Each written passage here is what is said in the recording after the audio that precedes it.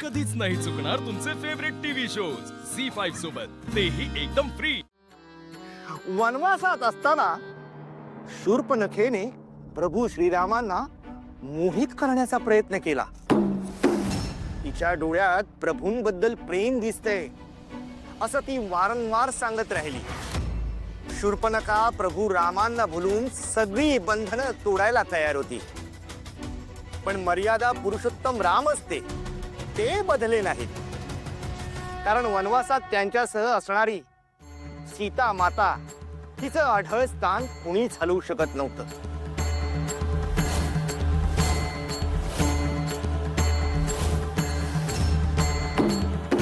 कारण सीता माता प्रभू रामचंद्रांच्या पाठीमागे सावलीसारखी उभी होती।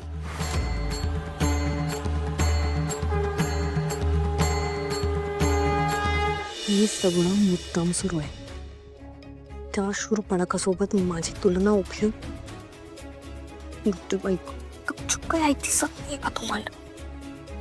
म्हणूनच तर शूर्पणखेचा जळफळाट झाला होता। सीता माता याच प्रभू रामचंद्रांसाठी अंतिम सत्य होत्या। त्यामुळं कोणत्याही मोहाला बळी न पडता शूर्पणखेला तिच्या मर्यादेत राहायला सांगितलं।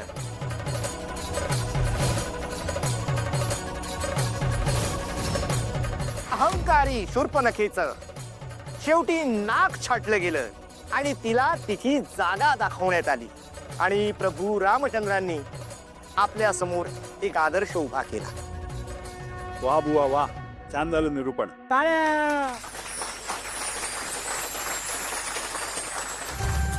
पूजेची पूर्ण तयारी झालेली आहे। ताई, तुमच्या हातून पूजा करायची आहे। या।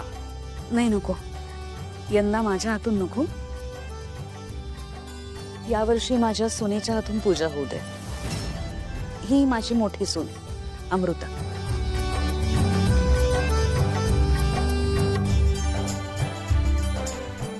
चालेल ना तुला? तुझ्याकडून माझ्या खूप अपेक्षा आहेत। यावर्षी पाळणा हलायलाच हवा।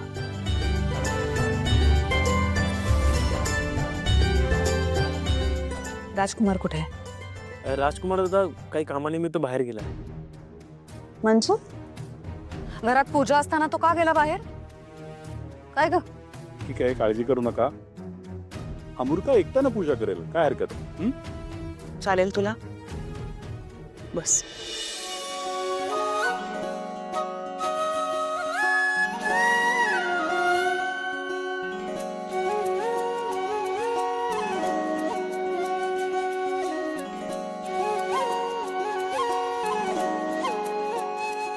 आता अभिषेकाला सुरुवात करायची।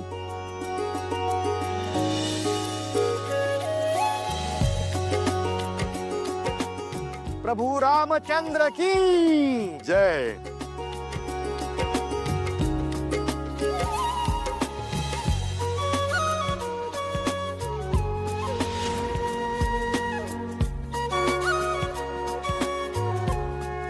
आता सगळ्यांनी नमस्कार करायचे।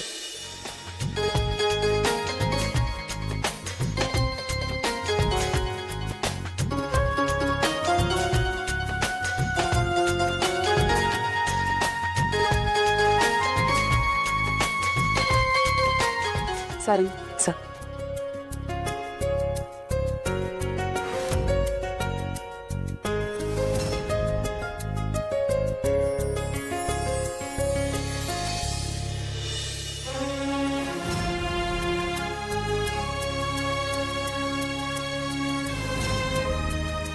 हे प्रभू श्रीरामा, या घरात लवकरात लवकर पाळणा हलायला हवा अशी प्रार्थना करते। अरे वा पोरी, तुझी प्रार्थना फळाला येणार।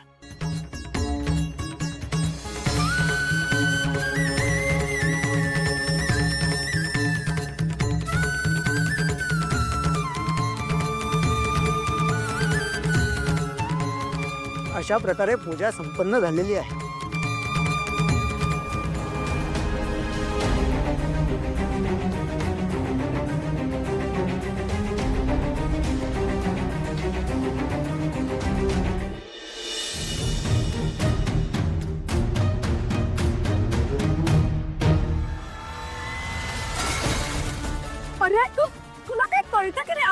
नाही तुला भूपालकी पाडलीस तू जळते निखारे त्यात लागलं असतं तर हे कार्पेट जळलं असतं तर घर जळलं असतं तर तरी मी सांगत होते ही असली माणसं मला माझ्या घरात नकोय. काय हो, चुकून झालो. हे शिकवलंय तुझ्या आई वडिलांनी तुला हे असे संस्कार घडवले तुझ्यावर हा मोठ्यांच्या घरी जायचं आणि वाटेल तसं वागायचं हे असं नुकसान करायचं हा आहे लायकी तुझी या अशा सगळ्या गोष्टींना हात लावायची आहे का? तिलोत्तमा मॅडम, दादाने मुद्दाम नाही केलं. तुम्ही रागाच्या भरात किती बोललात त्याला. तुम्ही त्याचे संस्कार, त्याची गरिबी, त्याची परिस्थिती, त्याची लायकी काढलीत.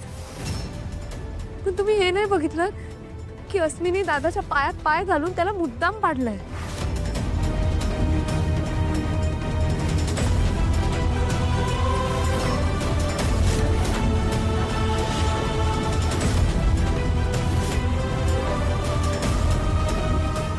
अच्छा आता हे सगळं तू शिकवणार आहेस मला हा?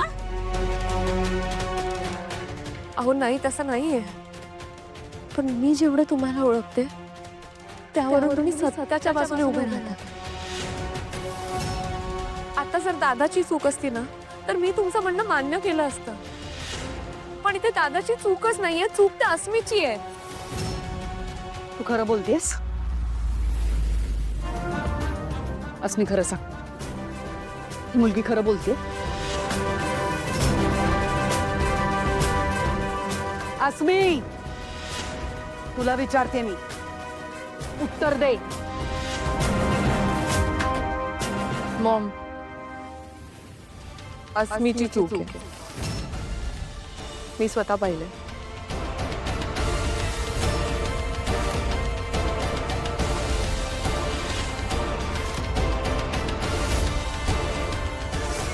सिरियसली अस्मी तू खरंच ह्याला पायात पाय घालून पाडायचा प्रयत्न केलास? Shame on you. मी तरी तुला सतत विचारत होते चूक तुझी आहे का हे तू केलंयस का तेव्हा का नाही बोललीस तू? हे शोभतं तुला? तू खोटं बोललीस माझ्याशी. स्वतःची चूक कबूल केली नाहीस पण तू तमाशा बघत बसलीस आणि आज तुझ्यामुळे या मुलाला मी खूप काही बोलले.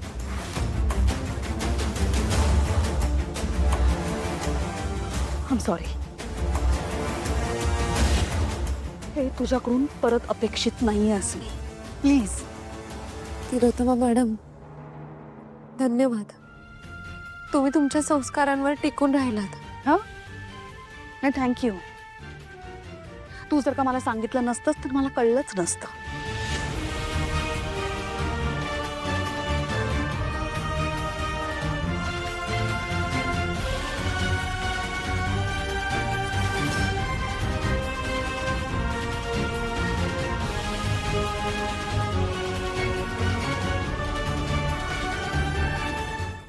झी5 ॲप डाउनलोड करा आणि पहा सर्व एपिसोड्स एकदम फ्री.